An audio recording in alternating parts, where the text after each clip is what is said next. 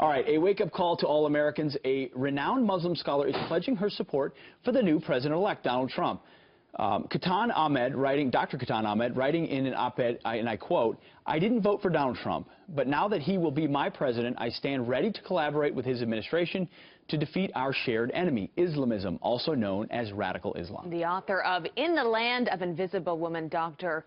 Katan Ahmed, joins us now. Doctor, good to have you here. Great to be here. It really was a powerful op-ed that you wrote. And it's not just you. There are other Muslims that are speaking out saying, you know, they are standing by Mr. Trump to fight Islam. Why did you want to write this piece?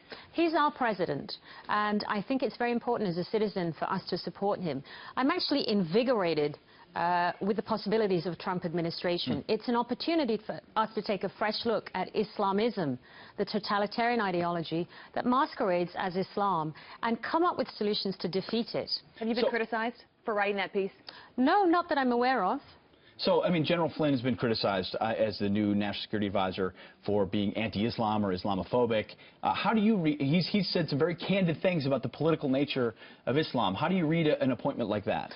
So I would probably distinguish it. I don't know much about General Michael Flynn, but my knowledge is very clear that Islam is not a political ideology. Islamism is. And that's a very important distinction.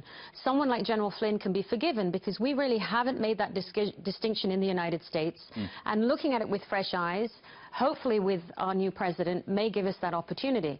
Unlike President Obama, who went at the beginning of his first presidency to Cairo to give a speech, I think our new president should go to places like Louisville, Kentucky, home of one of the greatest Muslims in America in history, Muhammad Ali, or Dearborn, Michigan, home to the biggest American Muslim communities in the United States, and engage with us just as he's engaged with every other American through this process. Speaking of that, when you look back at the past 8 years, what has President Obama gotten wrong when it comes to fighting terrorism, when it comes to labeling it for what it is, and what can Mr. Trump learn from these past 8 years, in your opinion, to get it right? So I think one of the chief things that's been very difficult for a Muslim like me, observing Islam but devoted to combating Islamism, is to find a space to talk about this. And that's hindered by people not understanding the language, and a previous president or a president about to leave the White House not encouraging that conversation. That empowers only those who would masquerade as Muslims, only those who support a radical ideology that is not a religion, but is a political totalitarianism. And I've always felt like for those moderate Muslims or others who mainstream, you would want that distinction, because otherwise you have this sort of, you have a joining of the two that you wouldn't want. I mean, how do you draw that distinction even more powerful? So that's a great point, Pete, exactly. And that's where Muslims like me can come and help this new administration in making that distinction.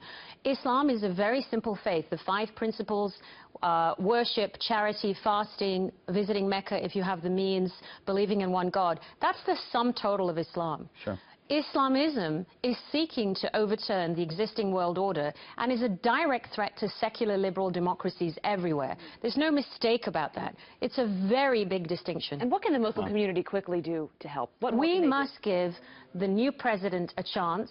Islam has a tremendous tradition of welcoming a guest.